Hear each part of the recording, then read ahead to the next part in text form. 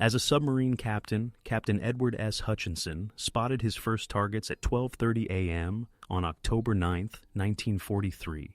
Every man on his ship, the USS Rasher, was excited for his first taste of blood as they embarked on their first combat cruise from Brisbane, Australia.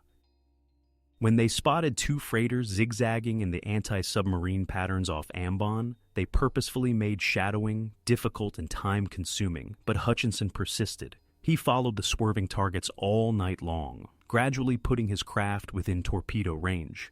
It was already daybreak when he managed to launch his assault. He fired a 6-torpedo spread after aiming the targets in his periscope sights. The other 2 tore open Kogane Maru, while the other 4 missed, while her sister ship recklessly shot depth charges that killed just the unfortunate sailors who had jumped from the Kogane Maru. The 3,132-ton freighter went down quickly. Excited by his first kill, Hutchinson turned his sub back to the open sea, while the remaining ship hurried for shallow water, her crew probably radioing news of the attack and its whereabouts. A rookie cruise choppy sector.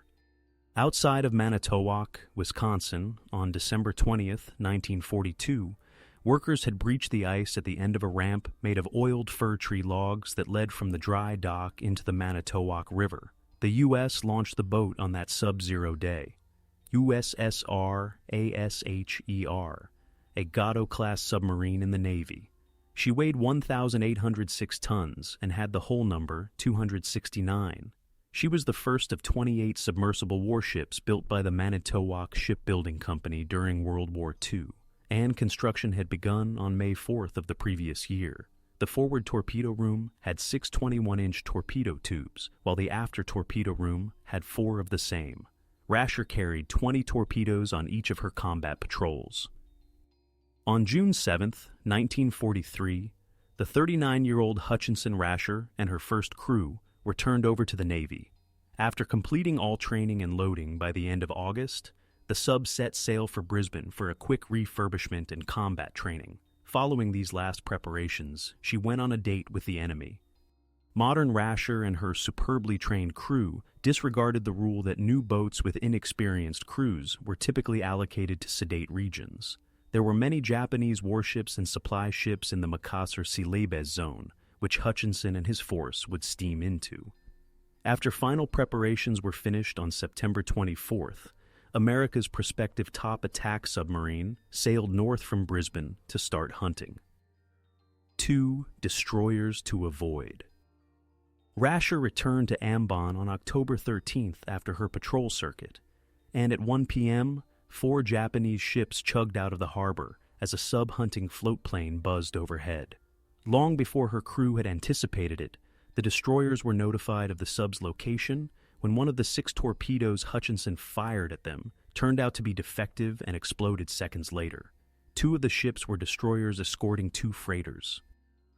Hutchinson also ordered maximum speed to speed things along, screaming for his diving officer to go for the depths. 4 resounding blasts cheered the Americans as they crossed the 90-foot mark, and their torpedoes struck the 3,217-ton Kenkoku Maru, sinking her in 11,000 feet of water. Rasher neared the thermal barrier, where vastly different temperatures in ocean layers lead to erroneous sonar readings, but the destroyers started depth charging. As the disgruntled sub-hunters failed to detect the scent of their target, Chief Pete Saskin counted 24 hollow blasts that faded away to the west. When the Americans surfaced 2 hours later, they discovered the area was empty. Hutchinson remained still for the next 24 hours, believing the surviving transport and destroyers had retired into the harbor. He never saw his prey again, and the next night he got an intelligence tip telling him to head north to the maritime routes near the Talaud Island chain, which was 550 miles away. Around October 17th, the Allied command placed high importance to an enemy convoy that was predicted to pass through this area. Removing a tanker. The submariners reached the Talauds on time, but only discovered small sailboats and other fishing vessels, despite 2 of the boat's 4 diesel engines breaking down. It appears to have taken a different path if the 5th column operatives were correct about a convoy in the vicinity. The hunting became quite bad. Hutchinson's lookouts noticed a tanker's masts peeking above the horizon close to the Celebes coast, off Watcher Island, about 2:30 on the afternoon of October 31st. The ship was ancient, yet it was so full of crude oil that the decks were nearly submerged. Once more, a worrying float plane buzzed overhead, forcing the hunters to follow their target for roughly 7 miles for 5.5 hours before the plane had to take off to refuel. At 10:04 p.m., Hutchinson set up his aft tubes and fired 3 torpedoes before the ship rounded the Minahassa Peninsula, clearly bound for the Japanese-held port of Manado. 2 minutes and 29 seconds later, the rusty oiler was struck by 2 of the warheads, which caused a spectacular petroleum fire. The ship was considerably smaller than the skipper had thought. Despite only weighing 589 tons, the late Koryo Marahad was laden with the most valuable cargo available. Observed twice. Now, the hunters moved north to the area just above the equator and the maritime channels connecting Balikpapan, Truk, and Palau. While performing a routine periscope sweep in the conning tower on the afternoon of November 8th, Hutchinson spotted a tall mast and a column of smoke in the distance. He moved his boat into position for a stern attack while keeping the target in sight and barking orders to his crew.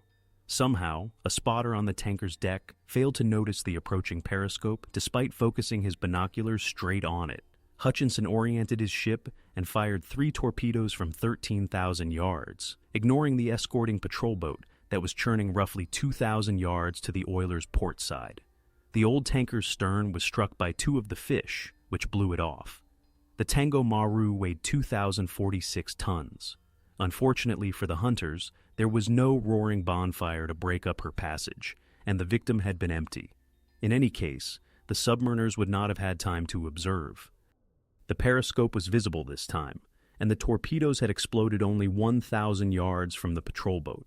Before the Americans could reach the temperature gradient, the ship started unloading depth charges while bearing down on the raider at full speed. None of the bombs were close enough to harm the sub, but a few detonated close enough to shake it. Hutchinson felt safe enough to come to the surface at 6:39. The seascape was peacefully deserted. At 1 a.m. on the 9th, another ship appeared on a track that approached the other 3 and converged on Rasher. Late that night, the submariners spotted 3 more ships in the Makassar Strait and promptly headed out after them. In order to strike the target broadside, Hutchinson had been moving in a large arc, but if he kept going in this direction, the newcomer would follow him. His main target would be alerted and flee if he torpedoed the new arrival. He decided to abandon his end run and alter his trajectory so that he could make a high-speed, dangerous surface charge against the initial targets. As her crew readied their final 6 torpedoes, Rasher turned around and charged directly toward the unwary merchantmen in the dazzling moonlight. By turning 45 degrees to the left, placing themselves on either side of the submarine, and making it simple to take simultaneous bow and stern shots, the victims unintentionally made the attack easier as the attackers drew in. The submarine launched 2 missiles from the aft and 4 from the foretubes at 1:22 in the morning. The right-hand cargo ship signaled the escorting destroyer that something was amiss a few seconds later with a signal flare. The warship turned around to counterattack after someone spotted the periscope or the torpedo wakes. Far from Rasher, a few depth charges that were dropped at random detonated. All 6 of the torpedoes missed, so it was a fair trade. Hutchinson had to make his way to port. Willard R. Laughlin assumes leadership. After his successful cruise on Rasher, Hutchinson was elevated to the position of Submarine Squadron 22 Command. Willard R. Laughlin, Lieutenant Commander, replaced Hutchinson. Laughlin, 39, had just returned from anti-submarine patrol work off the coast of Bermuda. Rasher hauled anchor on December 19th, with orders to lay a minefield in the shipping lanes off Indochina's Mekong Delta, after intensive drilling to assist Lavan and his crew, many of whom were also new, in meshing into a smoothly running unit. She was supposed to start a regular hunting patrol after completing this task. Lavan planted 11 magnetic mines late on the evening of January 3, 1944, after easing his boat into the shallows off the coastline island of Pulo Condore in Indochinese. The cryptography department sent a message to the Americans as they retreated toward deep water. From Singapore, Counterintelligence had heard about a convoy moving north. Around 6 p.m. on the 4th, it was anticipated to cross across Rasher's present patrol area. Laughlin was told to wait for the oncoming tankers and meet up with sister sub Bluefish. Laughlin and Bluefish skipper, Commander George Porter, devised plans to attack the convoy simultaneously from both sides after the subs spotted one another with little difficulty. Laughlin promptly closed in from the right and fired 3 torpedoes at the third ship in line after the Sea Hunters found their target exactly where they had been instructed to anticipate it. Just 400 yards into its journey, one of the fish detonated too soon, rocking Rasher seconds later. Deck guns were immediately opened in a frenzied volley by Japanese sailors. Porter attacked another ship from the port side, and Laughlin heard explosions behind him as he whirled his boat around to bring his stern tubes to bear. Another Rasher kill.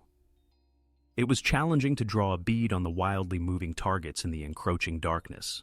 Laughlin turned toward his objective and charged, unable to gather a firing angle for his aft tubes. Now, in ghastly glory, one of the oil-glutted ships burst. At least one of Rasher's first volleys appeared to have struck, and it was the only one that Bluefish had attempted. Laughlin was about to kill the cripple when the 10,000-ton, seemingly unharmed Kiyomaris unexpectedly sliced in front of him. The helmsman of this ship set up his ship for destruction in his astonishment. Rasher unleashed 6 torpedoes at the fat target before being startled again when 2 more defective warheads exploded in a matter of seconds.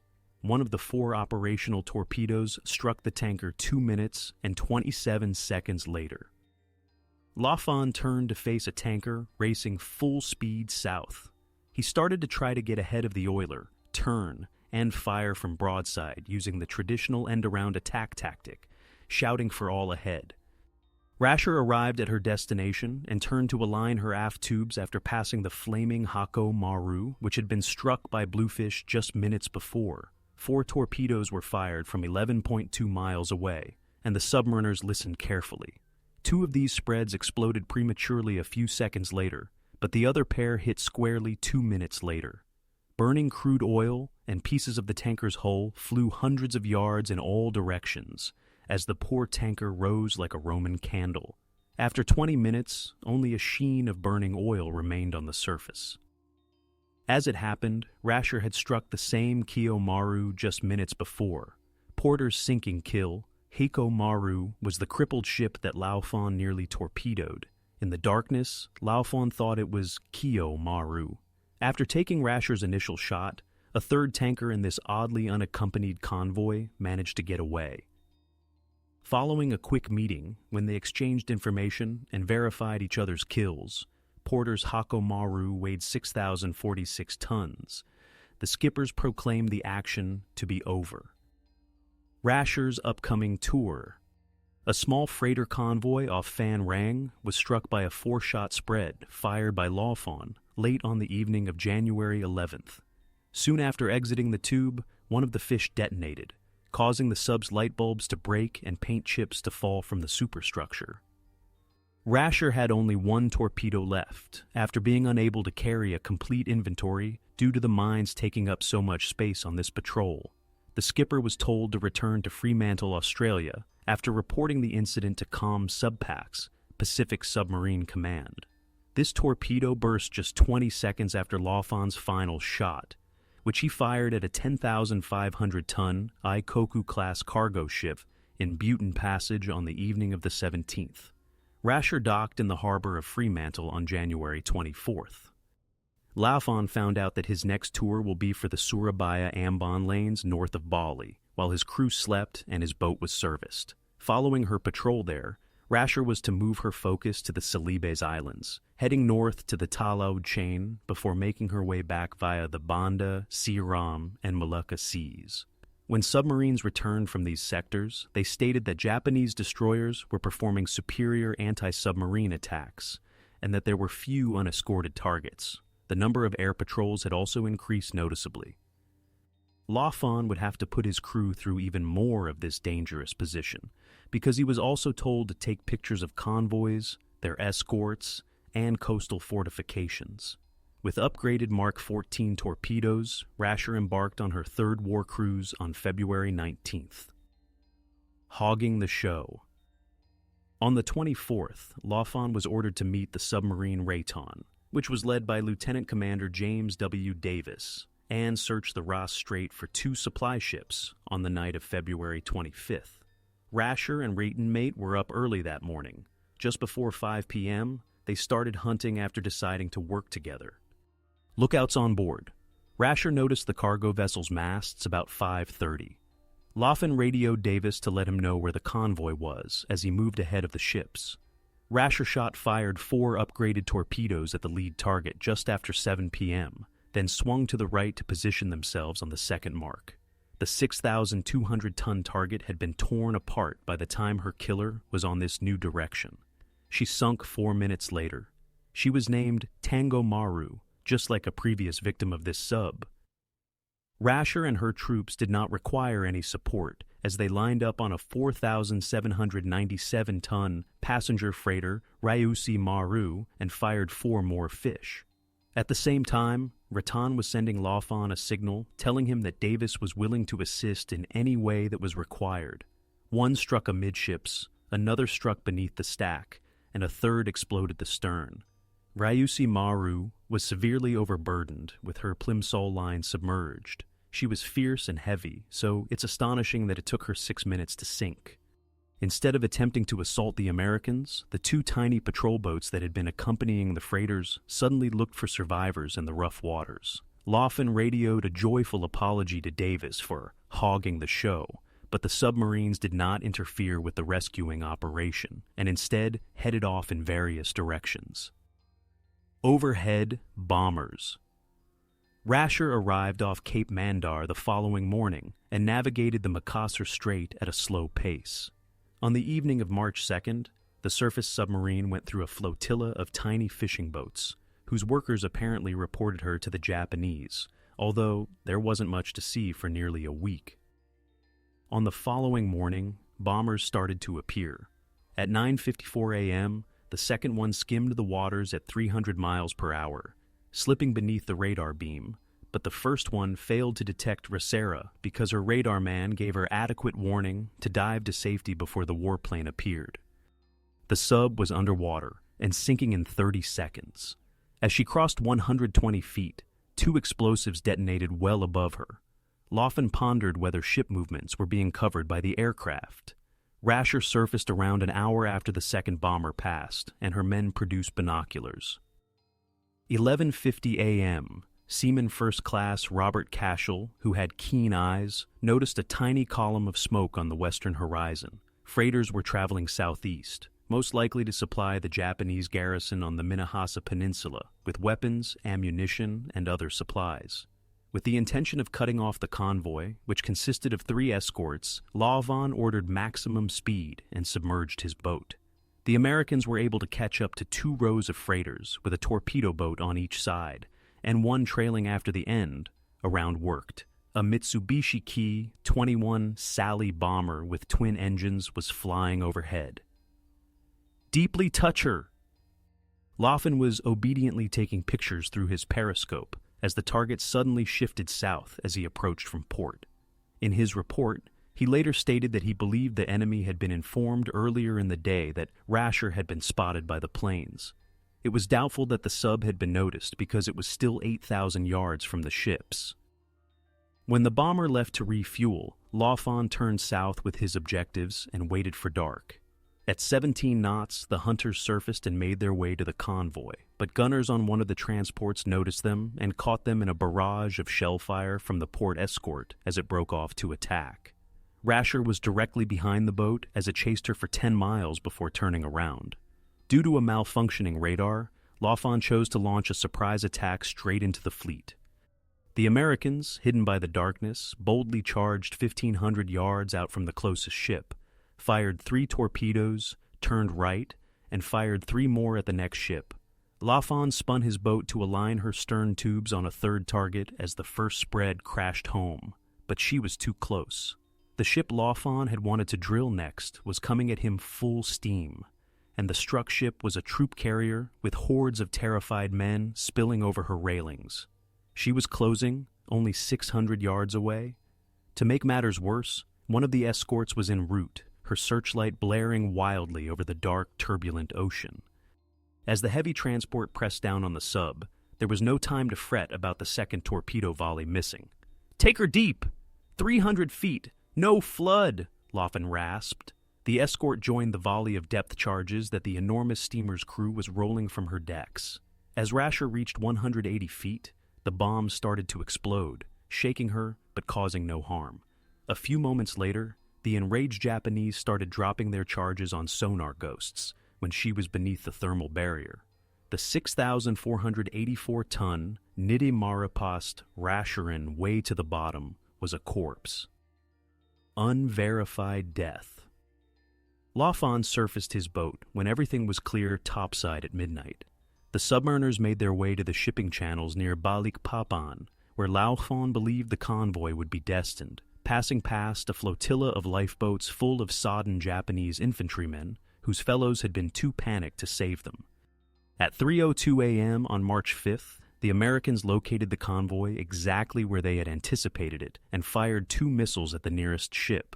Both torpedoes streaked harmlessly beneath the target, but they went too deep, and there were still bugs in the works.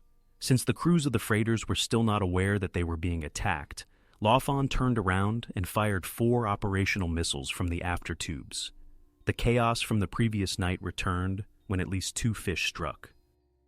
Rasher maneuvered clear and loaded her final 4 rounds as she eased back into the fighting perimeter, where 2 escorts opened up on her as she plowed through the flaming maelstrom of explosions, yelling troops, and hammering deck guns.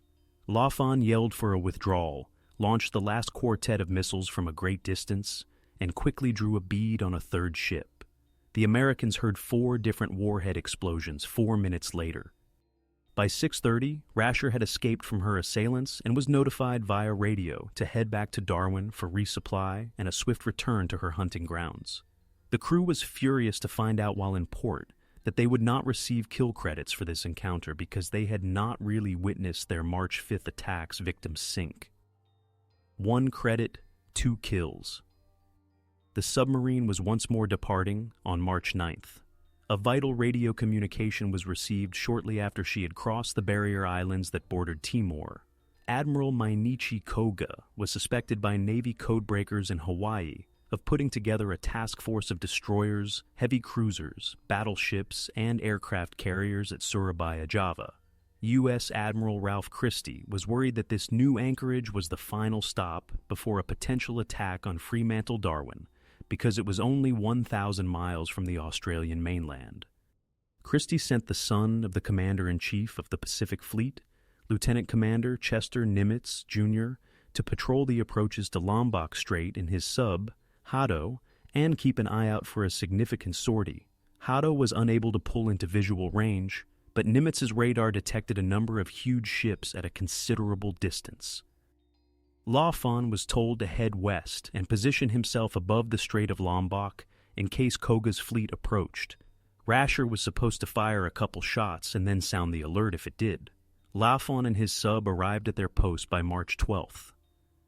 After evading numerous anti-submarine air and sea patrols for the next 2 weeks, they uncorked a 4-torpedo spread at a Japanese sub on the 19th. Both boats quickly left the area before things became tense, and all 4 missed. On the morning of March 27th, sonar picked up a far-off line of ships, but there was still no indication of Koga's armada. Instead of the expected task force, a convoy of 4 freighters accompanied by 4 minesweepers arrived. Laughlin moved in with his usual unwavering aggression, sandwiching the zigzagging targets between Rasher and Panarungan Besar Island. He then launched 6 torpedoes into the first 2 ships in the line. The 2,750-ton Nishinian Maru, the first ship, was struck by 1 missile directly behind her stack. The second target was mortally wounded by 3 additional torpedoes 13 seconds later. This is when Nishinian Maru's munitions load caught fire and destroyed her. An hour or so later, the other ship sank. Following the escort's unsuccessful depth charge, Laughlin approached to try to snipe the 2 freighters that were still there. However, 3 bombers emerged out of nowhere, so the submariners wisely withdrew and fled across the Lombok Strait. Post-war analysis based on intercepted Japanese radio traffic attributed Lawfon and his crew with destroying only one ship, the Nichinian Maru, in this combat, despite images obtained via the periscope providing almost indisputable evidence that Rasher had scored 2 kills. The Buru Battle. The hunters were thrilled to receive an order to return to Fremantle on March 29th. There was never a Koga crisis. Koga ordered his troops to abandon their barracks on Truk and move west after the Allies attacked the Marshall Islands, abandoning whatever plans he may have had to strike Australia. Lawfon was told to relocate his boat to Darwin for last-minute preparations before the next patrol began. She steamed north into her preferred hunting grounds on May 8th after weighing anchor. Lawfon skillfully maneuvered his boat into the center of a convoy off Buru 2 days later. He crippled her Guardian and set fire to the oiler by drilling 2 torpedoes into a tanker and 1 into her escort. However, by the end of the shootout, Rasher had run out of torpedoes because so many of them had missed. The 1,074-ton tanker Choi Maru did not capsize, but its essential crude oil cargo burned to ashes. Lawfon was wirelessly instructed to open sealed orders after what his men dubbed the Battle of Buru. He was supposed to establish himself off the coast of Surabaya on the Java Sea. On the 17th, Surabaya would be attacked by warplanes from the carriers USS Saratoga and HMS Illustrious, and Rasher was one of 8 submarines assigned to stand by and rescue downed airmen. After the raid, Rasher was told to return to Darwin for ammunition and fuel, and no planes went down in her area.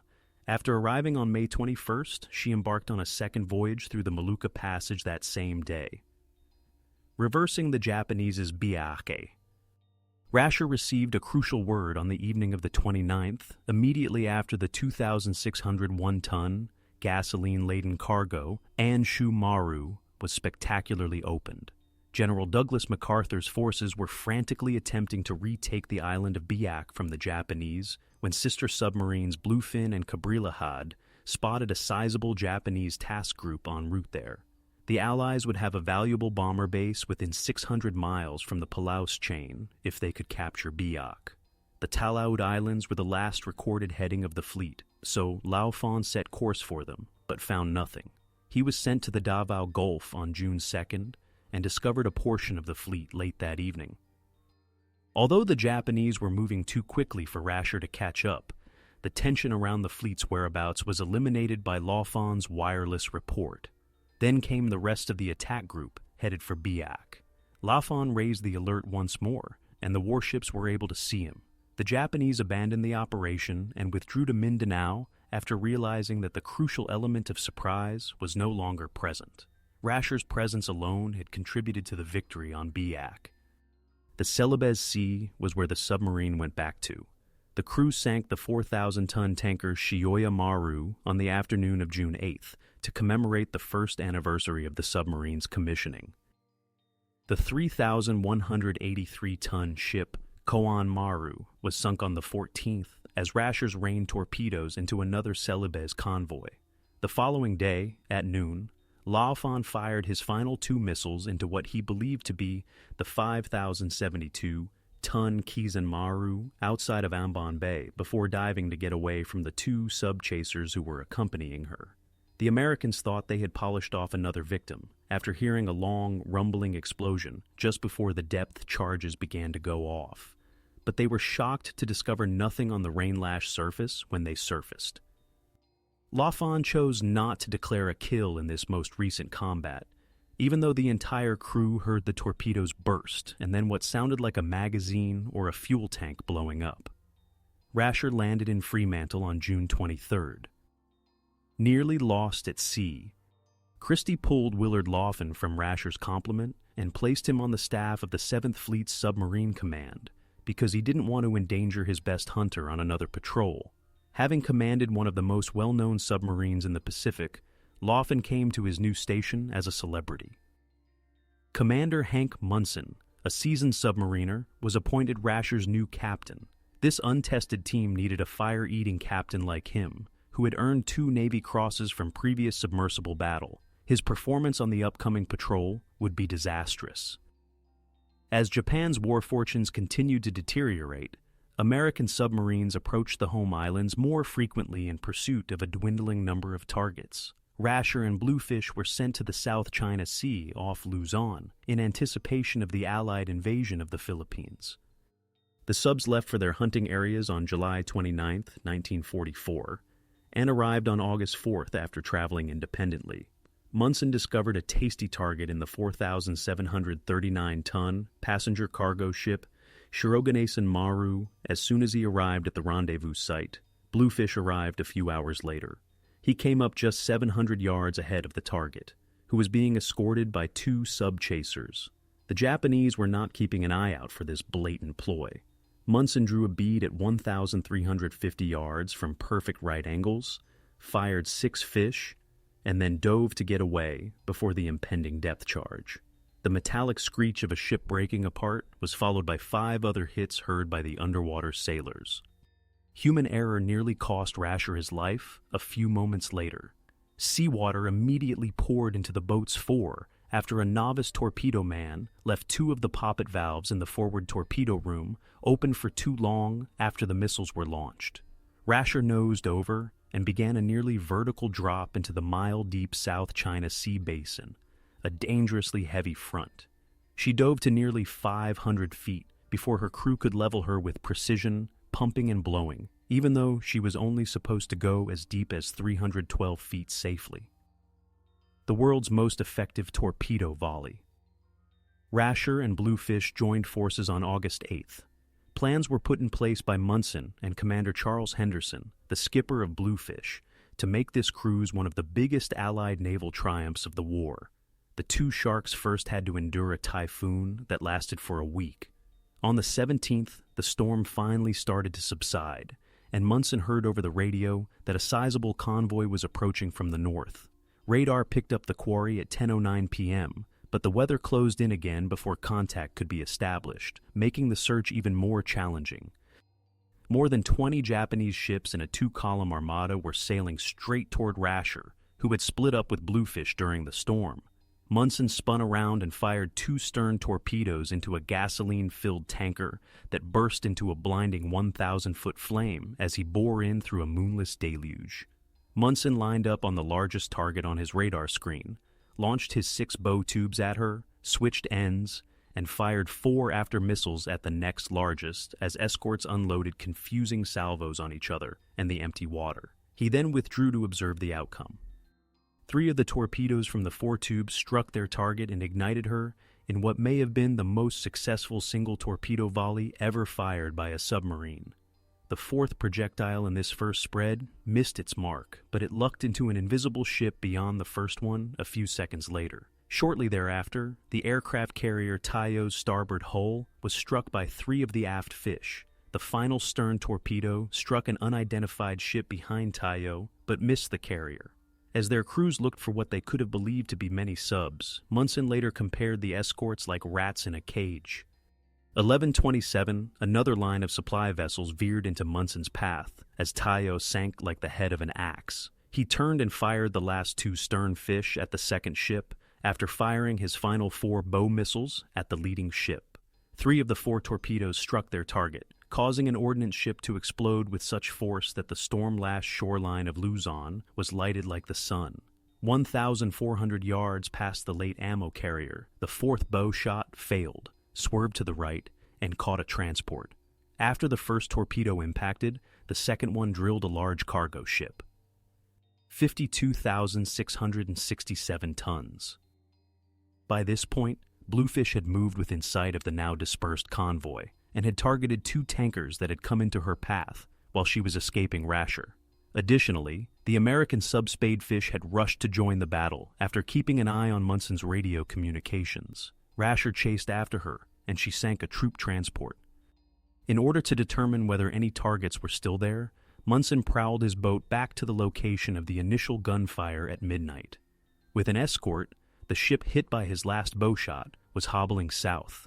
Munson used radar to follow them until the cargo vanished from view, most likely sinking.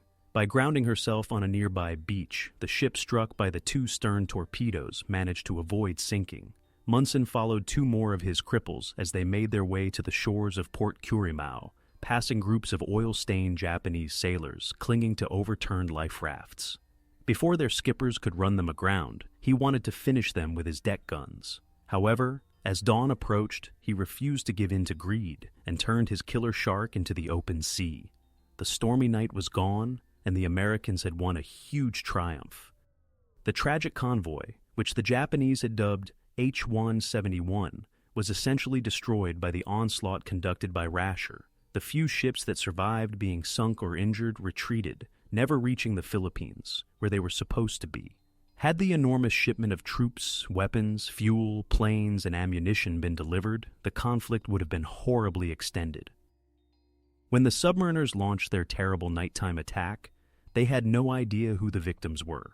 According to post-war research, Rasher killed the 20,000-ton Tayo, the 17,537-ton passenger cargo ship Taya Maru, the 9,849-ton oiler Tayo Maru, and the 542-ton freighter Aishin Maru, which ran aground off Port Kurimau.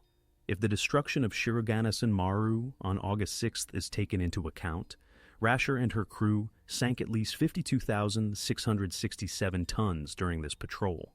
The Japanese also lost the 9,589-ton troop carrier Tamatsu Maruto, Spadefish, and the 6,500-ton tanker Hayasuito Bluefish that night of fire.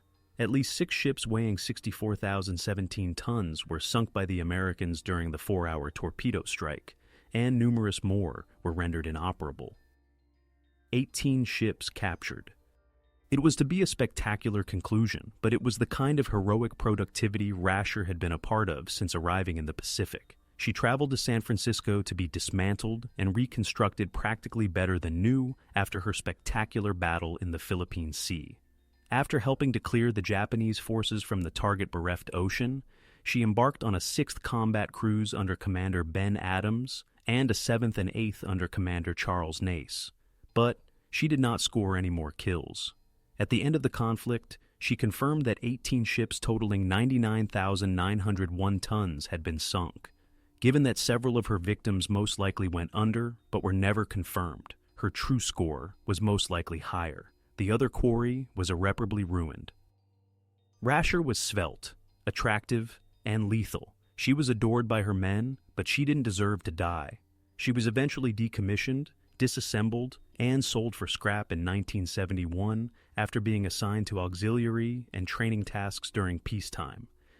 At least this extraordinarily successful submarine's legacy endures, for the kind of motivation that will propel soldiers of all stripes above, beyond, and occasionally below, they need only refer to her chronicle.